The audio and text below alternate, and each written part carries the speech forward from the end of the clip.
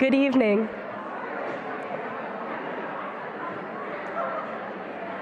Good evening.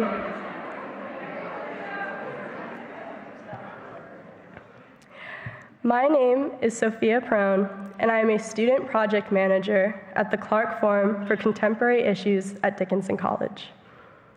Before we begin, I would like to take a moment to acknowledge that Dickinson College is on the unceded lands of the Susquehannock Nation.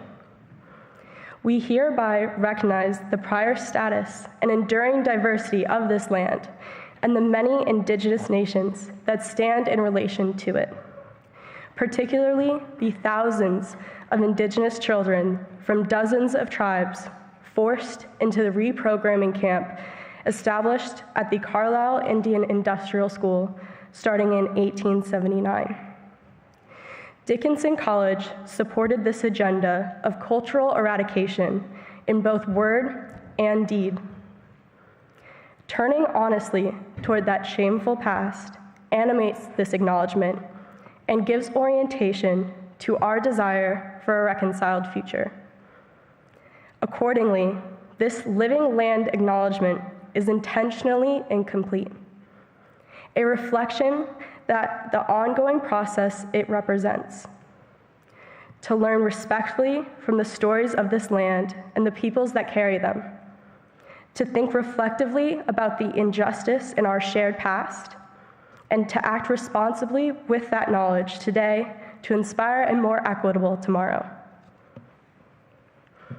On behalf of the Clarke Forum, the Women's and Gender Resource Center, the LGBTQ Center, the Pre-Health Program, the American Association of University Women Carlisle Chapter, the American Association of University Women Dickinson College Chapter, and the Departments of Chemistry, Economics, Political Science, and Psychology, I would like to welcome you to tonight's event.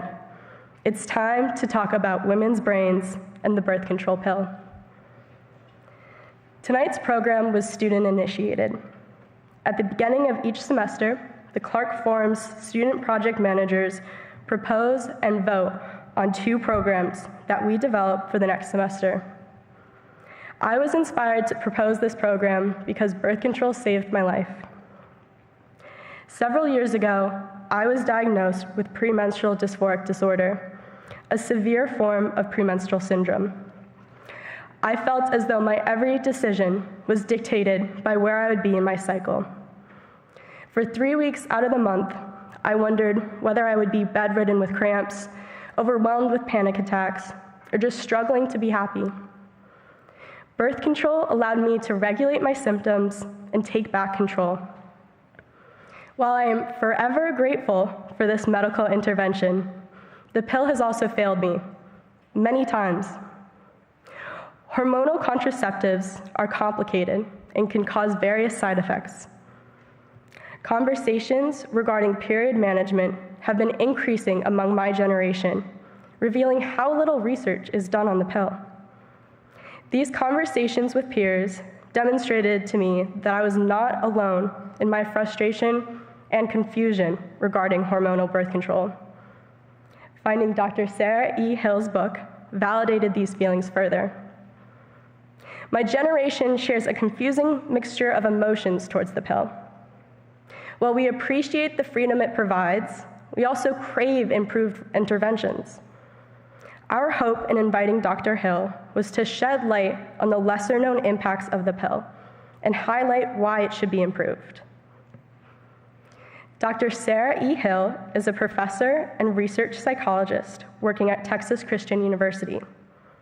Her research focuses on a mixture of biology, psychology, and neuroscience. Dr. Hill's research has led to more than 75 research publications and has been featured in the New York Times, the Washington Post, and The Economist.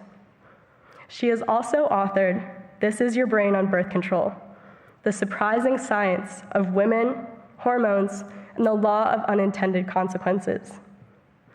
Her research has taken her in many directions, but typically focuses on relationships, health, and hormones.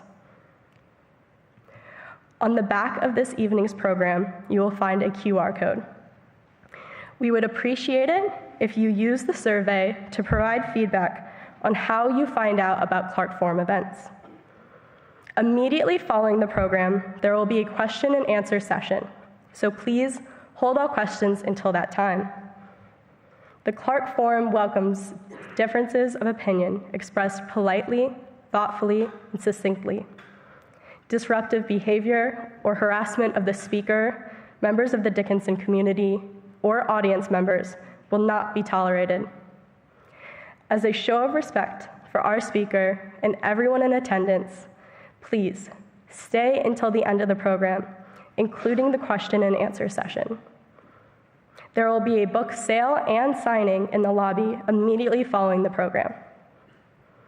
In the event of an emergency, please note that accessible exits are located on the west side of the building. At this time, I ask that you silence all cell phones and other electronic devices. And now, please join me in welcoming Dr. Sarah E. Hill.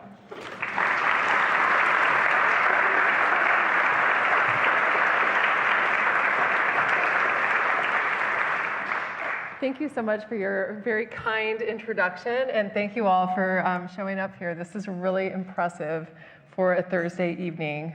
It is Thursday, right? It's Thursday, yeah. And this is really impressive for a Thursday evening on a college campus. I know what usually goes on college campuses on Thursday nights, so I'm glad to see you all here. I am excited today to talk to you all about your brain on birth control. And we're going to go ahead and start this off by saying something that I think most of us know, but it's worth repeating. And I feel like I have an echo. So I'm going to take this one off. Sorry. I think that this will make it better. Can you guys still hear me? Okay, great. All right. I don't want to have an echo. And that's the birth control pill has been really amazing for women, right? And by allowing women for the first time in history to be able to really know for certain that they're not going to get pregnant from sex, right? It's allowed them to be able to regulate their fertility, decide if and when they're going to have children, and because of this, it's allowed for the first time in history for women to make plans, right? And so rather than being something that made women reckless and irresponsible, which some argued that it would when you allow contraception into the hands of women, instead, it's allowed them to dream bigger and achieve more than the most optimistic feminists, 100 years ago, would have ever even dreamed possible. Just to give you an example of this, I want you to look right here. This is a figure that's reflecting the proportion of female applicants to law in medical school prior to the birth control pill being made legally available to single women. And what you can see is that it was just 20% of applicants that are female. Right? Flash forward just 20 years later, after the birth control pill becomes made legally available to single women, and you see that the proportion of female applicants quadrupled, right? So went up 4 times just by access of this idea, having access to something that allows women to make long-term educational goals, right? The idea that a woman can start a degree program and feel pretty confident that she's actually going to be able to finish it and not get benched because of an unexpected pregnancy has been something that's been really key in terms of women's economic and political independence from men, right? And it's certainly played a really big role in terms of even the sex ratio in this room. When we look at college campuses nowadays, we have so many more women that are going to school than what used to be in the past because we can plan, right? And we can feel confident that if we're going to start something, that we're going to be able to finish it, right? And so the birth control pill has been really amazing for women in a lot of ways. And I would argue it's probably been the piece of technology that's done the most for women's liberation compared to anything else that's been proposed out there. But the unfortunate thing about hormonal birth control, and when I say birth control pill, by the way, I'm just going to be using that as shorthand for hormonal contraceptives. Because saying hormonal contraceptives over and over and over again is a lot. Right? It's a lot for me to have to say, it's a lot for my mouth to do, it's a lot for you all to have to hear, so I'm just going to call it the pill or the pill, but just know that I'm Okay, I thought that was my phone, and I was like, oh God. Actually, just let me make sure that you can never be too sure with this sort of thing. When I say the pill, I'm going to be using that interchangeably with all forms of hormonal contraception. Right, so the pill's been really amazing for women, but all of this amazingness does come with some trade-offs, right? And that is that there's no such thing as a free lunch, right? Especially not in biology. And the unfortunate thing, and the thing that's concerning about these trade-offs, is that a lot of women don't know that they're making them, right? And so I know for myself that even though I've spent my career studying women and studying hormones and studying psychology, I had absolutely no visibility on the idea that my birth control pills might be doing anything to me psychologically until a series of unrelated events led me to begin to investigate the different ways that the birth control pill influences the brain. Right, and the first of these events was that I went off the birth control pill. So I was on it pretty regularly from the time I was about 18 until after I had my second child. And I obviously went off of it during the periods of time I was pregnant with my 2 children and lactating. But other than the brief period of time I spent prior to getting pregnant, I was on it pretty steadily for about 13 years. And then I went off of it. And I went off of it not because I was having any problems. I didn't have any weird side effects that I knew of. I felt okay on it. But my partner had a vasectomy, and so I no longer needed to be on the pill, so I just went off of it. And I didn't think anything was going to happen that's special, right? I just stopped taking it. And I'd have to stop going to the pharmacy every month. But what happened was about 3 months after I went off of it, I realized that I felt different, right? I just felt like I woke up from a nap that I didn't even know that I was taking, right? Things started being more sort of interesting to me emotionally. I felt more amplitude. Things felt like happy things felt happier, sad things felt sadder. I just felt like I had more emotional amplitude. Right? I started exercising and downloading new music again for the first time in years. Right? I was noticing attractive men. I was having sex more than I had been before. And I just felt more alive. Right? The way that I describe it in my book is that I felt like I went from a black and white, 2-dimensional line drawing into a 3-dimensional, color-filled world. And so I thought, that's really interesting. I wonder if going off the birth control pill has something to do with this. And then I just filed it away in the drawer in the way that women oftentimes do. If we have some sort of a side effect from a medication or going off of it, we just assume it's all in our heads. Right? Like, I'm probably just imagining this. So I just filed it away. I didn't think too much of it until about 2 years later. And I was at a research talk by my friend and colleague, Bruce Ellis. And this was a research talk looking at the effects of early life trauma on the nature of the stress response in adulthood. So one of my other hats that I wear as a researcher is I look at the effects of early life adversity on long-term outcomes. So I was at this talk as part of that set of research interests, not even thinking about women and the birth control pill. And my friend starts talking about his research study, and the way that they were studying the effects of early life trauma on the stress response was having people come into the lab, stressing them out, and measuring their stress hormonal response. And as he's going on and talking about the research and talking about what they did, he mentions very casually in sort of an offhand way, oh, you know, we did this study and we studied it in this big sample of both men and women, but we only ended up analyzing the data from the men in the study because most of the women in our sample were on hormonal birth control, and everybody knows that women on hormonal birth control don't experience a cortisol response to stress, cortisol being the stress hormone.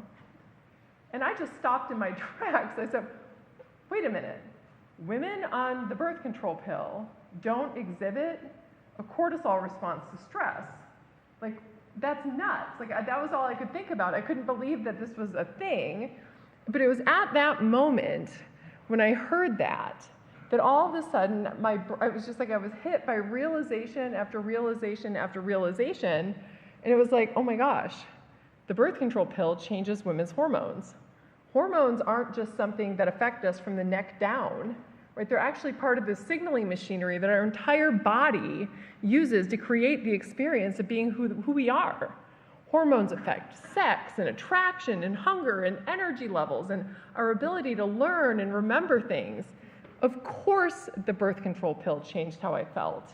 Of course, the birth control pill affects the stress response. The pill changes the brain. And because of this, the pill changes everything. And so it was after I got home from this conference, I just couldn't get this idea out of my head. It was like Velcro in my brain. And so I went into the research literature, and I went to PubMed, and I went to PsycInfo, just like all of you do when you're trying to do a research project. And I downloaded every paper that was published that had like hormonal birth control pills, and the brain, and psychology, and neuroscience, and so on and so forth. And I read everything that had been published, and I was absolutely shocked to learn that researchers have been studying and publishing on things about the way that the birth control pill affects our psychology and the way that we think and feel and experience the world for several decades. And I had no visibility on any of it. Right here I was, a researcher who studies women, who studies hormones, who studies psychology, and I was on the pill. Right? If anybody should have known about this research, I felt like it should have been me. Right? And so I was shocked to learn that all of this research was out there in the world and that I had no visibility on it. I mean, ultimately, that's what led me to the place of writing this book, was I wanted to get this information out there into the hands of women, just so that way, again, we're able to make informed decisions about our health.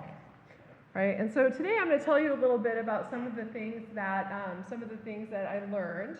And in order to do that, the first thing that we need to do is just wrap our arms a little bit around what hormones are, right? And what they're not, right? And so hormones are something that act systemically, right? Meaning that when we have hormones that enter our body, they get into our bloodstream, they travel everywhere that blood goes in our body from head to toe, right, including our brain, and they get picked up by cells in the body all over the place that have receptors for those hormones. Right? And this means that you can't take a hormone and put it into your body and let it have a targeted effect. Right? It's not only going to affect, for example, your ovaries, or only affect your uterus or your cervix or whatever it is. Right? Hormones have systemic effects. And because of this, and because our brain has a number of receptors for hormones, which pick up the hormone and read the signal, our hormones are an important part of the signaling machinery that our brain actually uses to create the experience of being who we are. Right? The person that you think of as you, and the way that you experience the world, and the way that you feel, and the way that you tend to respond to things, have hormonal impact, right? They're impacted by our hormones. And this is especially true for our sex hormones. Right? So we have receptors for our sex hormones on every key feature of our brain. And what this means is that our hormones are going to change and influence the way that we think and feel and experience the world. And so when we're talking about our sex hormones, for women, this means talking about estrogen and progesterone. These are our two primary sex hormones. Right? So in order to orient ourselves to our sex hormones, we're going to look at that awkward graph that you all probably remember getting in your health class when you were in high school.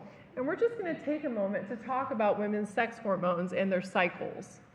Right, and so this is a figure showing women's dynamically changing sex hormones over the course of a menstrual cycle, or over the course of an ovulatory cycle. Right, and the first day of the cycle starts on day 1. Day 1 of your cycle is the day that you get your period, and that's why your doctor is always asking you about that. Right, not because they want to be able to tell you when it's time to restock on tampons, right? But rather they just want to make sure that they understand where you're falling in this hormonal continuum. Right, so the first day of your cycle, both of your primary sex hormones are low, right? And so our little red line here is estradiol, or estrogen, and our little dark colored line is progesterone. Okay, and on day 1 of the cycle, both hormones are very low. And when our hormones are low like this actually sends a signal to our brain, because our brain is like, hey, there's not any sex hormone here. And so what the brain will do is it will start to stimulate the ovaries via the pituitary gland and tell the ovaries to start maturing some egg follicles, because it's going to need to ovulate, right? So the brain tells the egg follicles to start maturing some eggs.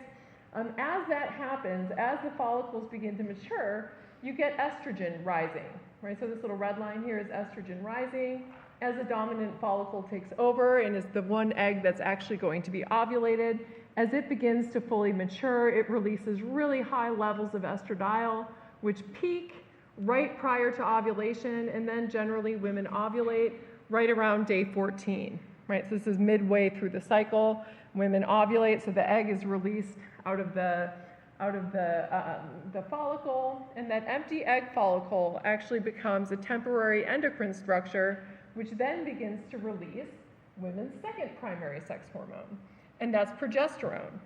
And so progesterone then rises really steadily during the second half of the cycle, and this is something that is further preparing the body for the possibility of pregnancy, getting the endometrium ready, and also changing women's behavior in ways that are consistent with preparing the body for the possibility of implantation and pregnancy.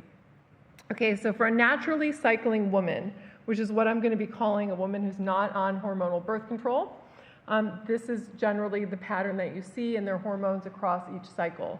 You get this dynamic change in rise in estrogen in the first half of the cycle, right when the body's preparing to ovulate and when fertility is high. So this is a time in the cycle also when sex can lead to conception. And then after ovulation occurs, you get this crash in estrogen and this big increase in women's other sex hormone, progesterone. And these hormonal changes, in addition to doing all of the things that we learned about in health class in terms of what they do with the endometrium and all of that stuff, they also affect the way that women feel and the way that women behave. And so there's been research now for several decades in the field of psychoneuroendocrinology looking at the effects of women's cyclically changing sex hormones on the way that women think, feel, and experience the world. So just to give you some examples of some of this research, we know, for example, that estrogen, not surprisingly, given that it rises in the cycle at times when conception can lead to, when conception can lead to sex, when sex can lead to conception, not surprisingly, during this time in the cycle, estrogen tends to prompt behaviors that are related to things like attraction and sex. So we know from research that as women's levels of estrogen rise across the cycle, so too does women's sexual desire. So women express greater sexual desire. They also tend to have sex more frequently during the estrogenic phase of the cycle. Their attention to men increases. This is research in heterosexual women. They find that these women tend to be more sort of drawn to and easily distracted by men. There's a lot of research showing an increased preference for testosterone cues. So women have a greater preference for cues to facial, vocal, and behavioral masculinity at high fertility relative to low fertility. When estrogen is high, women report having increased energy. They tend to move more. They tend to walk faster. They tend to exhibit a reduced appetite. So women tend to have more sex and eat less during the estrogenic phase of the cycle relative to the progestogenic phase of the cycle. And they exhibit increased competitive motivation. So if you have women competing, you generally find that they compete more fiercely during the estrogenic phase of the cycle relative to the progestogenic phase of the cycle. What you get on the other side of things is progesterone. During this phase of the cycle, you almost get what we like an opposite type of an effect, right? Women are generally sleepier, they're hungrier, they tend to be more lethargic, they tend to exhibit a decreased preference for testosterone cues, both in faces and voices, also behaviorally, and women exhibit more emotional sensitivity. Right? They're more sensitive to, in particular, negative types of feedback relative to what we tend to find during the estrogenic phase of the cycle. Right? So we know from a lot of research that's been going on for a really long time now that hormones matter. Right? And they seem to matter for the way that women think and feel and experience the world. So the pill changes women's hormones. Right? So let's just talk for a moment about the way that it works. And the way that the pill works is it replaces this dynamic change that you get between levels of estrogen and progesterone across the cycle that you get in a naturally cycling woman, and you create a state of hormonal deja vu. And the way that this works, in the case of, this is a combination hormonal birth control pill product, which is something that has a relatively high level of synthetic progesterone, which is known as a progestin, and then relatively low levels of estrogen. And you take this daily dose of hormones every day, and you create this case of hormonal deja vu, right? And the way that this works, and the reason that this prevents pregnancy, is because essentially what this is mimicking in the brain is this state that's created during the luteal phase of the cycle when progesterone is high relative to estrogen. Because remember how I told you that when both of these levels of these hormones are low, that tells your brain to tell your ovaries, start maturing some eggs, like, let's go ahead and get pregnant. After we've ovulated, this progesterone sends a signal to the brain that, hey, you just ovulated, don't be maturing any new egg follicles until we find out what happens with the one that we just released, right? So having progesterone is actually inhibitory in terms of stimulating the ovaries. And so it prevents the body from maturing egg follicles, which of course prevents ovulation, which of course prevents pregnancy, right? So when we take this daily dose of hormones, it's creating this signal to the brain that says don't ovulate, and this of course prevents pregnancy, but it also means that it's going to change women, right? Because we're taking women and we're supplanting this naturally occurring sort of waxing and waning between these two hormonal states, and instead replacing it with this daily hormone message of progestin dominance, this synthetic progesterone being the dominant hormonal signal. And so it's only more recently that researchers have begun to ask this question, and that is, how does this change that we're initiating by giving women synthetic hormones, how does replacing this with this affect women's experiences? And so now I'm going to tell you a little bit about what the research has been saying about that. And we'll start by talking about differences in sexual desire and attraction as soon as I have a drink of water. So, it's probably not going to surprise many of you if you've been on hormonal birth control, because this is a very common side effect.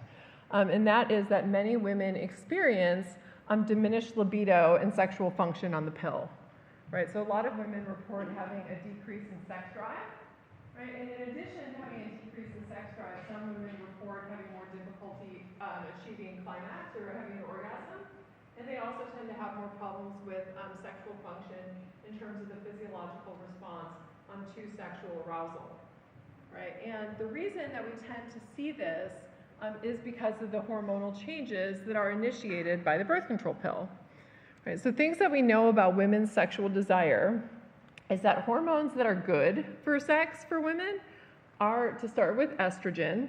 As noted, we know from a lot of research that when estrogen is increasing across the cycle, so too does women's sexual desire. And this has been found in studies high and low for a very long time now. And testosterone is also something that is facilitative of women's sexual desire and sexual function. And so we know that these two hormones are really positive in terms of promoting women's sexual desire and function. Progesterone actually has an opposite effect. So the luteal phase of your cycle, the second half of your cycle, women generally experience diminished sexual desire relative to what they get in the first half of the cycle, in part because their estrogen levels are lower, but also because progesterone is actually sexually antagonistic. And this is one of the reasons that some women will experience that as soon as they get their period, that their sex drive kind of jumps up. And they're like, why do I want to have sex when I'm on my period? It's just like, invest in some pool towels, right? And just know that it's very common, right? It's very common because just removing progesterone, when progesterone crashes, that alone is enough to wake up women's sexual desire because this has a sexually inhibitory response. Interestingly, the sexually inhibitory response is believed to function to help as an antimicrobial. Because essentially, when you're having sex, you're getting other people's business all up in your business. And that's something that can cause an inflammatory response, which can potentially be problematic at times when the body is preparing for a pregnancy, potentially increasing the risk of problems. And so that's at least the rationale behind that. So we know that we know that progesterone isn't really great for women's sexual desire. We know that estrogen and testosterone are. And now when we look at the hormonal profile that's created by the birth control pill, in some ways, it's like the perfect recipe for no sex drive, right? Because what you have with the pill, the hormones that are kept low are estrogen, right? Because we know that estrogen is kept really low. And testosterone actually ends up being really low in pill-taking women as well, because the synthetic hormones that are in hormonal birth control cause women's bodies to release a lot of what's known as sex hormone binding globulin, which is something that is really, really likes to bind to testosterone, and it makes it biologically inactive. Right? So women's levels of, it's called SHBG for sex hormone binding globulin. It's much higher in pill-taking women, and as a result of this, pill takers tend to have free testosterone levels. So this is the unbound testosterone that can actually be used by your body, is about 60% lower in pill-taking women relative to naturally cycling women. And so these things are not good for women's sex drive, nor is this, right? Because the hormone that's kept dominant, right, the dominant hormonal message that women are getting in their bodies when they're taking birth control is that of the synthetic progesterone or progestin, right? And this isn't good for sex. That's not good for sex, having that low, and the result of this is that we tend to find that many women experience side effects that are sexual in nature. And there's some differences with different types of pills, and if you guys want some more specific information on that, just ask me after the talk, and I'm happy to. And consistent with this idea that the hormonal changes initiated by the pill aren't necessarily great for sexual desire, research does show that as soon as former hormonal birth control users, as soon as they start ovulating again after they've discontinued the pill, their sex drive comes right back, right? Which is also good news for somebody who wants to be on the pill and then go off of it, right? Is that if you're doing that as an adult, generally what we see is that people sort of go back to normal, and they go back to normal pretty quickly, generally as soon as their cycle resumes. Right, other factors that are known to contribute to diminished sexual desire and sexual, sort of drive towards sex are some other changes that go on in the brain that also make sex less interesting to women. There's been some research showing that women who are on hormonal birth control, they've done brain scans of them, looking at softcore pornography, and then looking at money-related cues. And what they find is that women who are on hormonal birth control exhibit less reward response in their brain relative to naturally cycling women, which again we would expect with those hormonal changes that we just talked about. And interestingly, they exhibit greater rewards relative to naturally cycling women when it comes to monetary stimuli. And we can kind of talk about some of the reasons after the talk if you guys are interested, and there's some speculation about what that might be. The research also finds that hormonal birth control use, or the pill, is associated with reduced sensitivity to dopamine in reward regions. And of course, sex is something that's rewarding and reinforcing, and having reduced capacity for dopamine, reduced sensitivity to dopamine is obviously not going to be positive in terms of reinforcing sexual behavior. This is sort of a step away from sex. It has to do with the testosterone decreases that we get in women on the pill, and so I just wanted to throw it in here.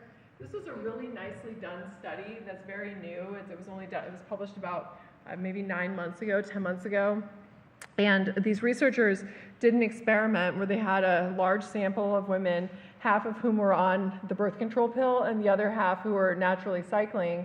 And they had them doing an identical 10-week whole body resistance training program. And they were interested in what they'd predicted was going to happen was that women who were on hormonal birth control would put on less lean muscle mass than would the naturally cycling women. And the reason that they predicted that this would happen was because of those changes in testosterone that I told you about. because testosterone, in addition to being fuel to women's sexual desire and sexual function, also helps us put on muscle mass. And so the researchers wanted to investigate this, and what they found was that after this 10-week whole body resistance training program, there was 60% less muscle mass gained by the hormonal birth control pill users, right? Which is something that, you know, sometimes we don't think. It's like we think about taking the pill, and then you know, it could even impact our athletic performance. And there's a growing body of research in this, by the way, for any of you who have interest in like kinesiology. This is something that, because female athletes are like, wait a minute, like hold on a second, and so researcher is really starting to turn his attention to this issue that had been ignored for a very long time. There's also research, and this is pretty provocative stuff, showing that the pill might have an impact on the types of people that people are attracted to, and even potentially partner choice.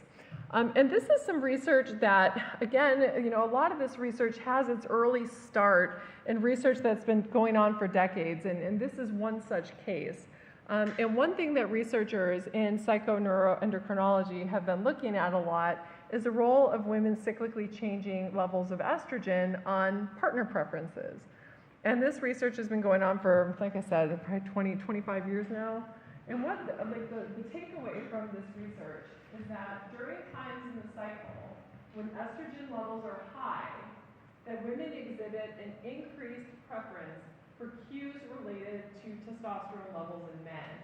So women like, for example, men's voices when they're deeper at the estrogenic phase of the cycle relative to the progestogenic phase. They like more masculine facial features.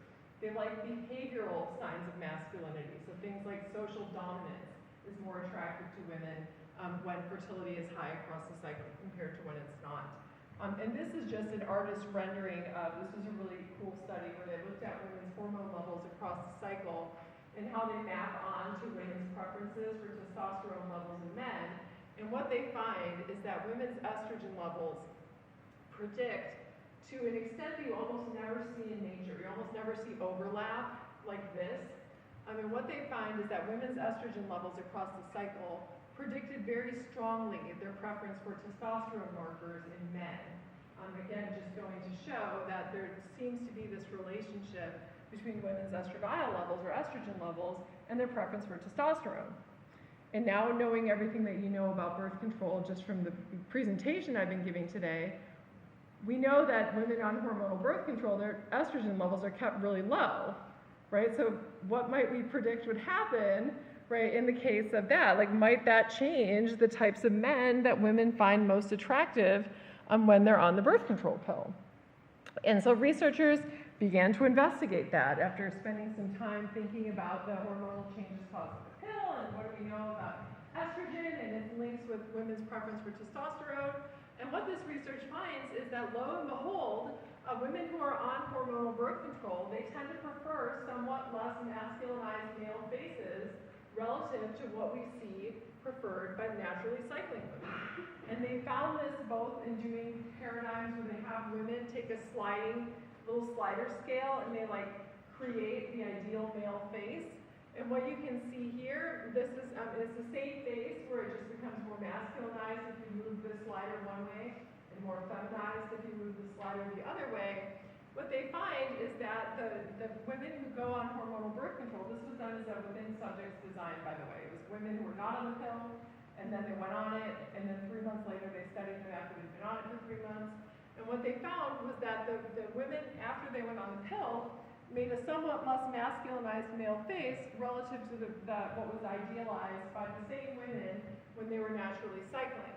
And now I know that you can look at these two faces and it's not like they're like wildly different from one another, right? It's not like, wow, like how's that, whoa, that changes it in these dramatic ways. Instead, the idea is that hormonal birth control, by diminishing estrogen might be something that's really tuned in to testosterone cues, and that when women are naturally cycling and estrogen is high, that women are really attuned to fine-tune differences in testosterone levels among men.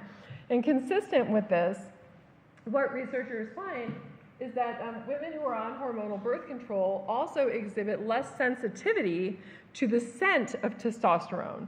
So they've done studies looking at the sensory thresholds at which women can detect differences in levels of testosterone metabolites based in scent.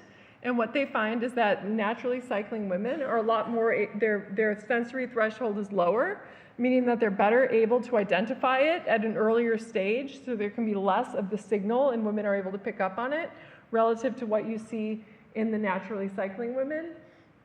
And they're better able to distinguish between different levels, just meaning that they have better ability to discriminate based on testosterone-related cues.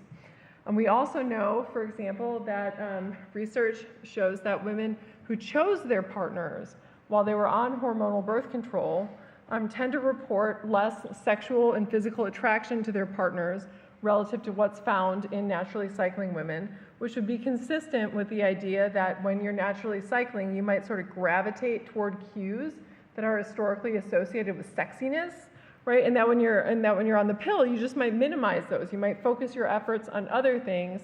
And what you find is that the women who chose their partners when they were on the pill, even though they exhibit less satisfaction with the sort of sexual aspects of their relationship, even after they've gone on it, or even after they've gone off of it, that they report more satisfaction with their partner's provisioning qualities, or provisioning abilities, which again suggests that the hormones, they may sort of nudge us to sort of place a greater emphasis on some types of qualities relative to others. We just recently did a study with Natural Cycles, which is for like a cycle tracking app. And everybody who uses Natural Cycles is not on hormonal birth control. Women use it to track their cycles either to avoid pregnancy or to try to get pregnant. And we sent out a survey of their usership and asked them what type of birth control they were on when they met their partner. And so we had got women's data back. We assigned women, we put them into one of two piles. The one pile of data was from the women who met their partners while they were on some form of hormonal birth control. The other pile of data was from women who met their partners while they were naturally cycling. And then we looked at their app-based sexual logs, because in their app you can track sexual behavior and also track libido. And what we found was that for women who chose their partner when they were on the birth control pill, even though now they're off of it, that they're just having less sex with their partners across the cycle, sort of regardless of where they are in the cycle. Whereas women who chose their partners while they were off the pill, they have a greater amount of sex, which again is consistent with this idea that being on the birth control pill may sort of minimize the sort of importance that women place on sort of these base cues of like sexiness, which may sort of lead them to prioritize other things, potentially things like provisioning and parenting. And so this is pretty provocative research because of course it suggests that, the idea that your birth control pill can affect your partner choice can of course have long-term implications on relationship satisfaction. We're also going to talk about mood-related effects. It's really warm in here, y'all. And I live in Texas, and it's warm in here. We're going to talk about some mood-related effects, and this is another set of effects that most people have heard about, right? And this is that idea that the birth control pill can affect mood, and it's in pretty profound ways, right? And mood-related effects are very common, right? And as noted during my really thoughtful introduction, some of these mood-related changes are incredibly positive for women, right? So we know from a lot of research that women who have really bad PMS and PMDD, which is just absolutely crippling for women psychologically, they tend to be helped by the birth control pill. And the reason that it's helpful to these women is these women tend to have sensitivity to the changes in the hormones that go on over the course of the cycle. And when you quash that and you replace it with a consistent hormonal signal every day, that's really palliative to these women who are sensitive to those changes and then experience psychological dysphoria in response. And so there's been some really positive effects of hormonal birth control on women's moods. However, there's also been a number of research studies showing that there are some negative effects on mood. And in fact, most women who discontinue hormonal birth control do so because of side effects. And the side effect that's most likely to make them quit are psychological side effects related to mood. Right, so these are very common.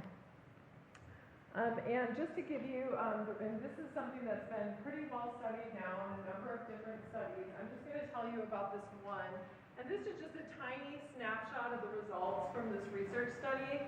But what this study is that this is something that was taken from some researchers in Denmark who looked at the entire population of Denmark, right, between the ages of 18, or not 18, pardon me, between the ages of 15 and 35, and they looked at this cohort of women, again, the entire population of Denmark, so it's this huge sample, and they're able to do this because they have health registries that have information from all their citizens.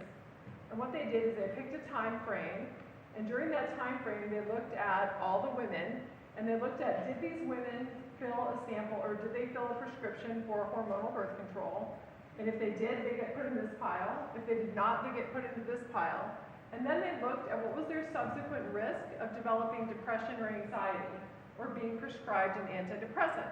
Right, so you're able to look at these two groups of women, women who are naturally cycling, women who fill a prescription for birth control. And what they find when they looked at all of the women in the sample, so this is everybody ages 15 to 35 living in Denmark over the period of 5 years that they looked at the data. And what they found, and this is just a snapshot of just some of the products, they actually break this down by several different, I think that there's like 30 different products that they break it down by in the paper if you're interested in looking. I've got it cited down there. But just to give you a sample of some of the results, this is looking at, just to orient you to what this means, this 90% means that women who are using the hormonal birth control patch are at a 90% increased risk of developing anxiety or depression relative to what was observed in the control cohort of women who do not go on the pill, right? Women who are on the vaginal ring are at a 50% increased risk. Women who are on the desogestrel progestin-only pill, 220% increased risk of developing depression and anxiety, right? And this is over here, we're looking at all the women in their sample. I want you to orient your eyes now to looking at the young women in the sample. So they wanted specifically to look at these effects on adolescent women. And the reason they wanted to look at adolescent women is because an increasing amount of research began to identify that of all the people who are bearing the burden of mental health side effects from hormonal birth control, adolescent women are by far the ones who are shouldering that burden. And so they wanted to test whether they would replicate that pattern in their results, and indeed, that's exactly what they found. So just to give you an example, let's look at the IUD, the hormonal IUD, which contains levonorgestrel. What you see here is that although it's only associated with a 40% increased risk in developing depression in the full sample of women, in these really young women whose brains are still developing, a 220% increased risk of developing anxiety and depression after being prescribed this IUD, this hormonal IUD, right? And so what this research shows us is that there does seem to be an association with birth control pill use and then the subsequent risk of developing depression. There have been several studies that have found something very similar. I think it's something that should be taken very seriously, particularly with the adolescents, because they're the ones who are overwhelmingly in every study. Even in studies where they don't find any increased risk in adults, they almost always find it in adolescents. And so it's a group that we need to be really careful with. Similar patterns are also observed for suicide risk. So they've done studies, again, in Denmark, because they're able to look at the full population there, which allows you to look at really small, small cohorts, but actually be able to understand things. And what the research found here, again, they took another population-based cohort from a snapshot of time. They divided the health records into two piles. People who filled a prescription or were filling prescriptions for birth control in this pile, women who were never on hormonal birth control in the other pile, and then they followed what was their subsequent risk of attempting suicide or dying by suicide. And what the researchers found was that for women who went on hormonal birth control, attempted suicide, the risk doubled. Successful suicide, the risk tripled. And this seems to be peaking in the first 2 months after start. And overwhelmingly, it was burdened, again, by these adolescent women. And so this is really important information to have, particularly if you have young people in your care, for people to be aware of as a potential risk factor, because that, of course, allows us to be able to better monitor people if they're using or starting hormonal birth control. So why does this happen? Again, it has everything to do with what happens when we replace women's naturally cycling hormones with these synthetics. And in this case, the real culprit is what happens when you remove from women's bodies progesterone. So when a woman is naturally cycling, during the second half of the cycle, her body releases progesterone, right? This second primary sex hormone that we have. And when women's bodies are metabolizing progesterone, they actually break it down into lots of different products. And one of those products is something called allopregnanolone. It's a neurosteroid. It's an incredibly potent activator of our GABA receptors in our brain. So GABA is our brain's primary inhibitory neurotransmitter.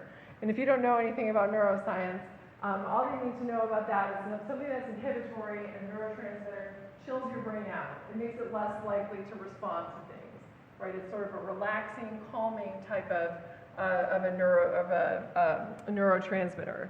And when our bodies are breaking down progesterone, they release this neurosteroid called allopregnanolone, and it stimulates these GABA receptors. So it gives our brain a nice, calm, chill, cooling down effect. And women who are on hormonal birth control don't get that. And the reason for that is that synthetic progesterone that's in hormonal birth control, those progestins, they aren't even synthesized from progesterone.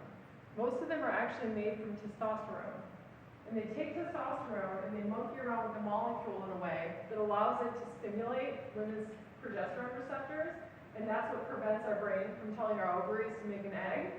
But they don't get broken down in the body the same way, meaning that women who are on hormonal birth control have much lower levels of this neurosteroid that has this really calming, sort of relaxing effects on our brain. And so this is believed to be one of the mechanisms behind women's greater risk of developing anxiety and depression, because our brain is less able to calm itself down.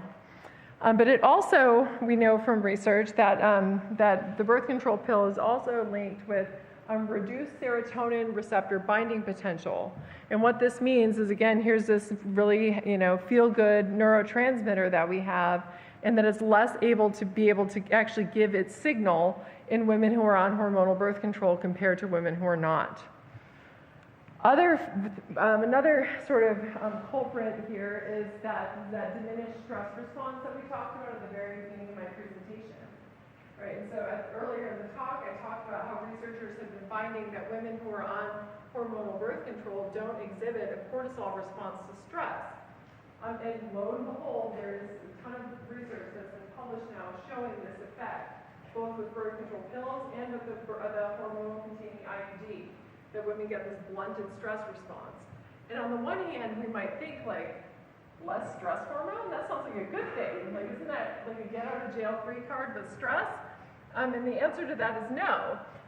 Even though we tend to think about stress hormones and stress, so we tend to think that they're bad guys, stress hormones aren't what cause stress, right? Life is what causes stress, right? Our stress hormones are like what help us cope with and regulate and adaptively respond to stress, right? And so when we don't have this hormone that helps us regulate and cope with our stressful environments, this is something that can be really bad for our mental health. And in fact, this type of pattern that you see here, that we see in women who are on hormonal birth control, right, who aren't having a cortisol response to stress that we see in naturally cycling women and men, this is the same pattern that we see in people who've experienced trauma and who have PTSD. Right, it's not the kind of stress profile that you want to have. It's one that's associated with a diminished ability to regulate your response to stress. Most concerningly, some of these effects, when we're talking about mental health, there's now evidence coming out that some of these effects may be long-term in adolescent users. And I want to sort of exercise caution. This research, there's almost no research on the effects of birth control pill use during adolescence on brain development. So there's not a lot of research in this area, but the research that has been done is not painting a pretty picture.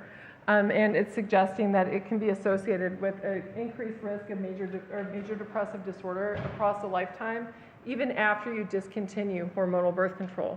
And the reason for this, of course, is post-pubertal brain development is guided by your sex hormones, right? And so when you blunt that and then just replace it with this daily synthetic, there's just no way that it's going to have no impact on brain development. We just don't know exactly what it is yet and to what degree it matters. But the research that's out there that looks at adolescent users who then discontinued birth control, it does seem to suggest that they have a greater risk of developing depression across the lifetime.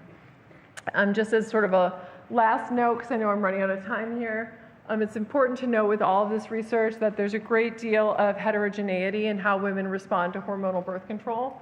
And so this being said, if you have a hormonal birth control pill that you're on and you love it and you feel amazing, that's the only data point you need, right? If you feel great, life's great, then that is great, right? Instead, the way that we respond to things is very idiosyncratic, and a lot of this information is about understanding what the range of possibilities are, so that way you know what to look out for, and that way you can change the prescription that you're on if you don't like what you're on, or you can discontinue it if you don't like it at all.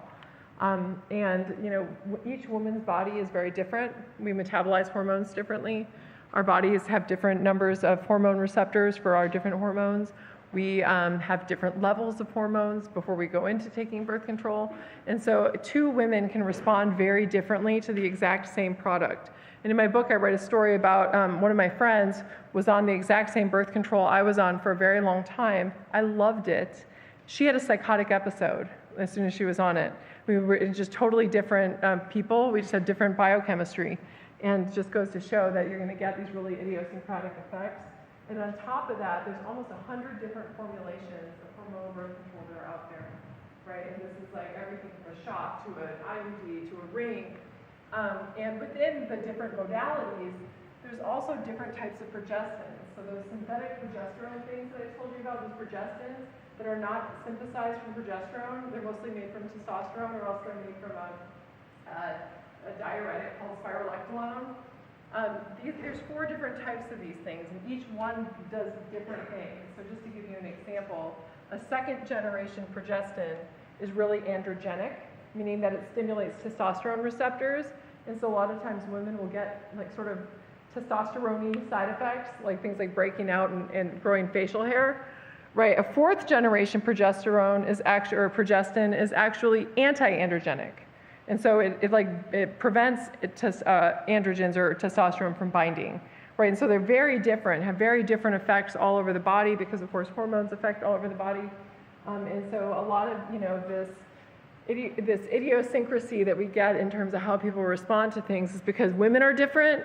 Birth control is different, right? And so it can be really difficult to know who's going to respond what way to what thing. So, when we talk about the pill and the ways that it influences women, we talk about how it affects our brains and how it affects our, behavior. But this isn't, even really this is just like scratching the surface, because of course women live in an interconnected web of other people. Right, and so when we change women by putting them on the birth control pill, we're also changing the world. Right, we live in an interconnected web that has our friends and our family and our colleagues and our romantic partners and everybody else. And so when we change women's brains and we change women's behavior, of course, this ends up changing the world.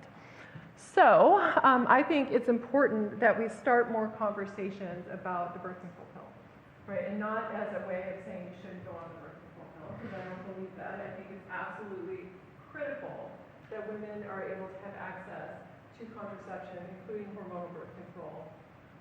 But that being said, I think that it's also really important that we educate women on knowing what to look out for and what the trade-offs are that they're making when they go on it, so that way they're making informed consent. Right? And although the research is still new and we don't yet know all the different ways that hormonal birth control influences the way that women think and feel and experience the world, we know enough to know that it does. right? We know enough about hormones and the way that they work in the body, and we also know enough from the research that's out there to know that it does, and we just need to know more about how. There's just not, it's still a new field of research. And again, all of this doesn't mean that we abandon the birth control pill. Instead, it's just really about, again, putting the power of information into the hands of women. Women are pretty smart and can make good decisions about what's best for themselves and their body, given their own life and those circumstances. And so this is just really about starting those conversations to give that information to women and validating their experiences. So with that being said, thank you. I think I finished right on time. I'm just a little over.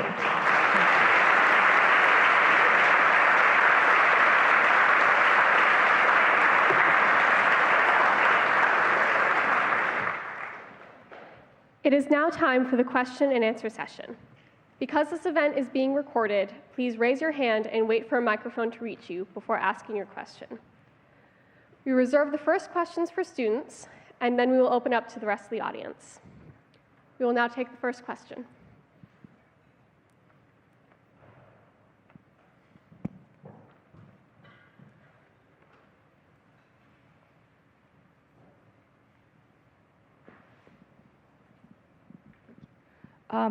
So I've noticed, just at least in my experience and the experience of some of my friends, is there seems to be this really big push from doctors and others in the medical community that women should be on birth control, even if you don't want to be, and it's kind of treated as, when you bring up the idea of these side effects, I've had doctors tell me that I was nuts for asking about that.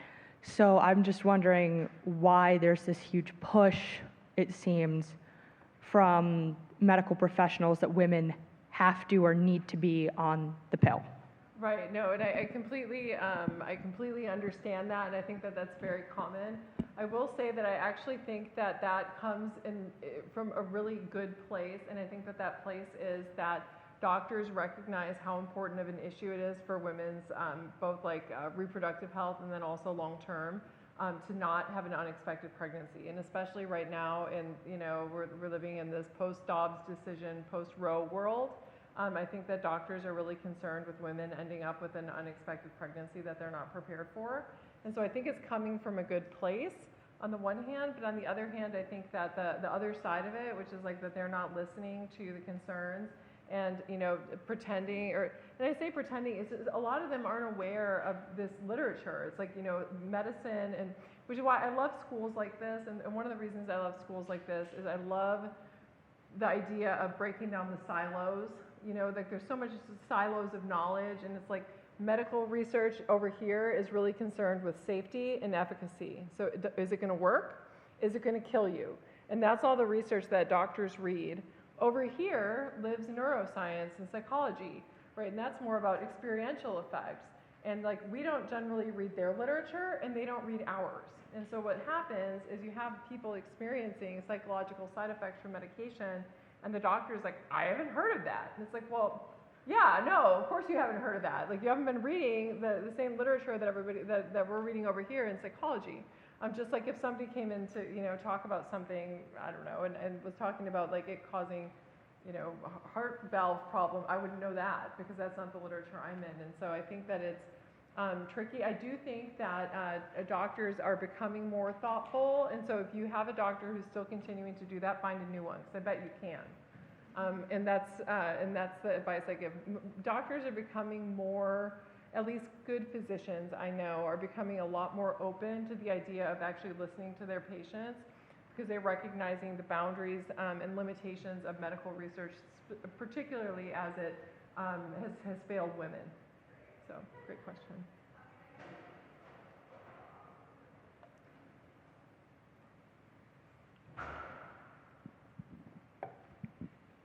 So you talked about how birth control can start anxiety and depression in adolescent youth. Does it increase it if it's already there? And does it increase it if it's genetic as well? Yes, yeah, no, for sure. So they when they look at who is most at risk, because not everybody has mental health side effects. Some people feel exactly the same on the pill as they do when they're off of it. And in terms of who's most at risk, it is women with a family history. So women who have family histories of depression and anxiety, it seems like these hormonal changes may potentiate that and sort of give it a kickstart. You know, it might be like gasoline with the match. So, good question.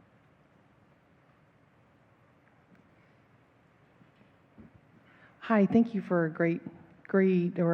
giving us a much better understanding of what we've been experiencing for years. Thank you. So my question is if you are on the pill or have any of these hormonal contraceptives, and you are experiencing changes from what you were like before you went on the pill, how long do you need to be off of it? I think you mentioned something about a few months.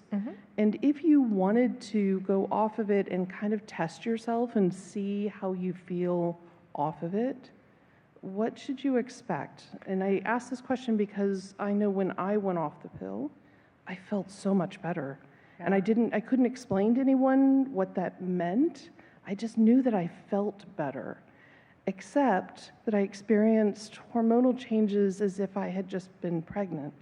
Right. And no one told me to expect that in advance. So what fair warning can you offer our students here? Yeah, no, I think that's a great question. And every woman's experience is going to be different. You know, if she transitions off, some women it's like a whisper, some women it's a shout, and some women they immediately feel better, some women feel worse. And so people have, again, it's all that idiosyncrasy that we talked about, because all of us have such different chemistries, and like the pills that we were on have different chemistries, and you put all that together and it's just a lot of variability. I recommend keeping a journal, and I like objective journaling. So I'm a scientist, and so I love numbers, and so I like the idea, I like objective journaling. I'll tell you what objective journaling is, and this is the nerdiest thing you've ever heard, because it's like it's like research. Right? Because you're doing research on yourself. And you keep the key areas in your life, like mental health, energy, sexual desire, attraction to my partner, sleep, right? You rate on a 1 to 7 scale. You just rate at the end of the day, rate yourself on a 1 to 7 scale. 1 is this is trash, 7 is amazing, right? And you do that every day, and you can run averages, right? You can actually see how you're feeling and how it changes over time. And so I always recommend if women are going to be making a change in their hormonal state, and this could even be, this could be women going from one type of birth control to another. It could be women going on it, going off of it, off it, on it. It could be going on menopausal hormone therapy, right? If you're going on something or changing your medication, I recommend this with any medication that can have psychological side effects, by the way, because when we are experiencing mood-related changes and that sort of thing, we don't know it. We just think that our life got worse. We're like, God, my job sucks. My boss is the worst. And it's we don't think about the fact that our brain might actually just be telling us stories, right? And so doing objective journaling is nice that way. So it allows you to, sort of keep track on that. But so I recommend doing that, because it allows you to look and see, is this actually better for me? Is this not better for me? How do I feel? How am I going to respond? But yeah, it can be really gnarly for some women. They have a terrible time. And the hair loss, acne, all kinds of things like that can happen. Other women, nothing happens at all. They're I just went off the pill and I was expecting this big grand moment, and nothing has happened. And so you get that too. It's really hard to predict who's going to respond what way to what thing. But those things go away. They do, yes. Yeah. So and generally what we find is that within about 3 months. For some women, it goes away as soon as they have their first, and it usually goes away after they've had 1 or 2 cycles. So about 3 months is what I say. If you still feel gnarly after and especially if you're cycling and you know that you're ovulating and you're getting a period, then I would go and talk to your doctor, get some things tested, get your hormones tested. And you might be somebody who has PMS or PMD like you were talking about, and if you have that, you may have been masking, by when you're taking the pill, and then if you go off it and you feel terrible, it could be that you have one of these conditions that can be palliative to be on the pill. Some women feel better on it than they do off of it, and that's okay. It's okay. You want the microphone in there?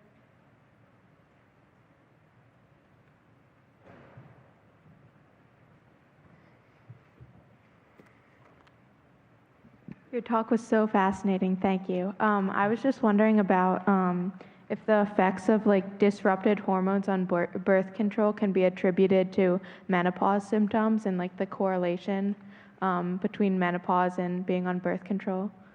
That's a great question. And so for a little while there, researchers actually thought that being on the pill might delay the age of menopause because there's this ovarian reserve indicator. And when you're on the birth control pill, it actually makes it look like your ovarian reserve is higher than it is. But then when you go off of it, they realize that it's actually not. It's just some sort of a byproducty thing where it picks it up on the test. But there aren't any differences, is the short answer. Is that they've looked at differences between those who are on birth control and those who are never users. And there's also not any difference. There's not any differences in age of menopause, and there's also not any differences in fertility, because I know women are oftentimes concerned about that. Like if they want to, when they're ready to get pregnant, is their prior birth control use going to affect their ability to become pregnant? And the answer, it appears that what they're landing on is it'll delay your childbearing by about 14 and a half days, right, on average, right? Just meaning that generally women have to, like, it takes them a cycle to come back, but then after that, everything goes back to normal. I will say that in these studies where they've looked at that, they've looked at women who are on it in adulthood, so not in adolescence. And I don't yet know that anybody's answered the question of whether going on it in adolescence causes reduced fertility in adulthood. So I don't know that for sure. I'm guessing maybe not, but I just like as a being specific.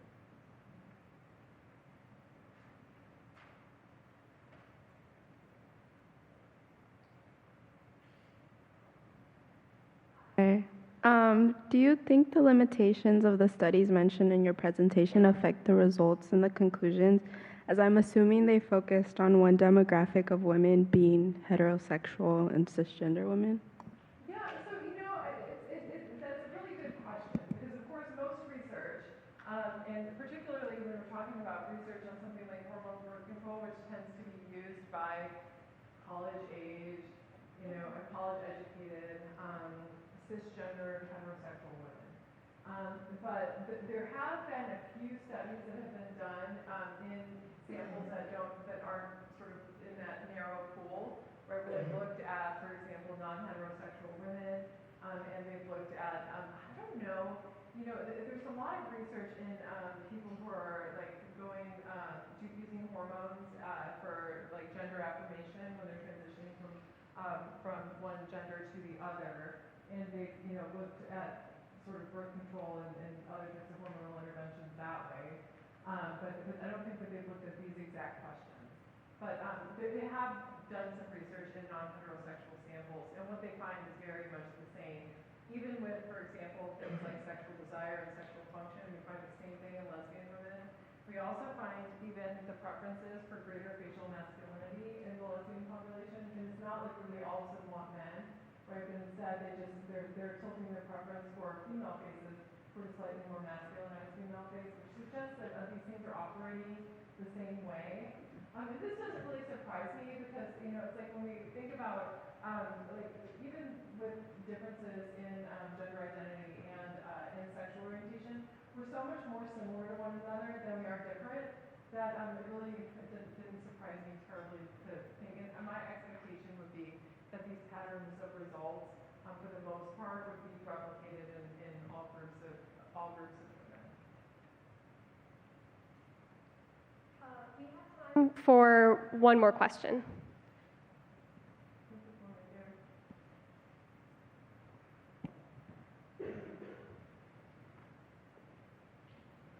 Hi, thank you for your talk, first of all. So going back to when you were discussing cortisone levels and ulcers, or cortisone levels and stress, there's this really good professor, I can't remember where he's from or when he talked about it, but it was during COVID, and he talked about how zebras don't get ulcers, but they... Yes, so that lecture, and it kind of got me thinking about cortisone levels and ulcers altogether, and this PTSD type response that you're talking about. Something that seemed a little bit vague was, is the PTSD response necessarily bad for certain women? Yeah, so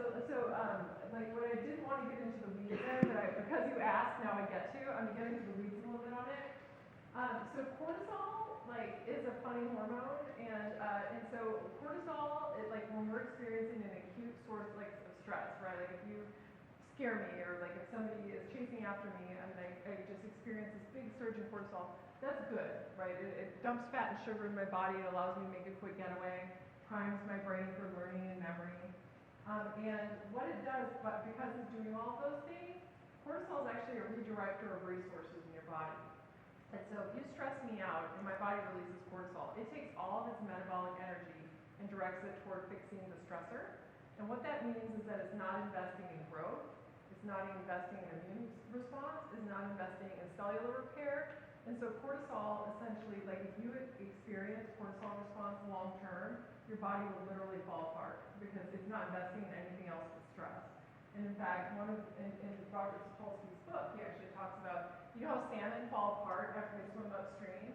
If you cut their adrenal glands, which is what releases cortisol, they don't fall apart. The thing that kills them is that they have this huge surge in cortisol, so their body is just redistributing all of their resources towards swimming upstream and not anything toward bodily repair, and so their body falls apart.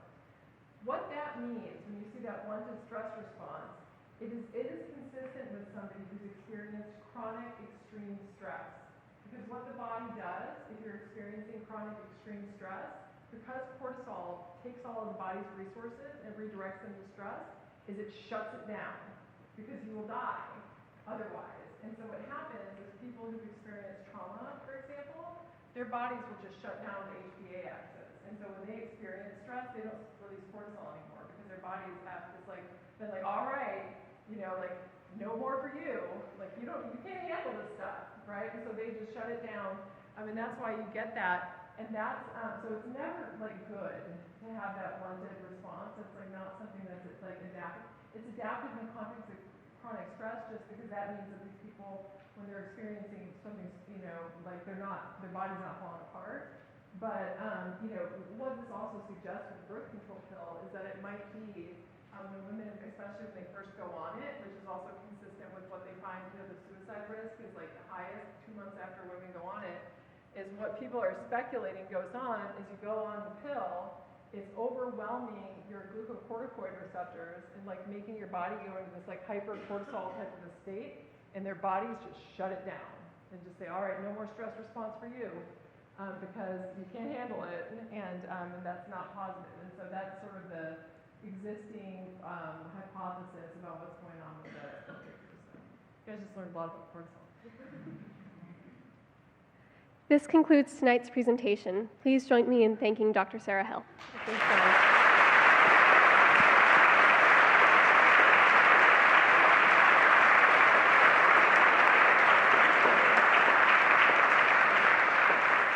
Thank you, everyone. Thanks for coming.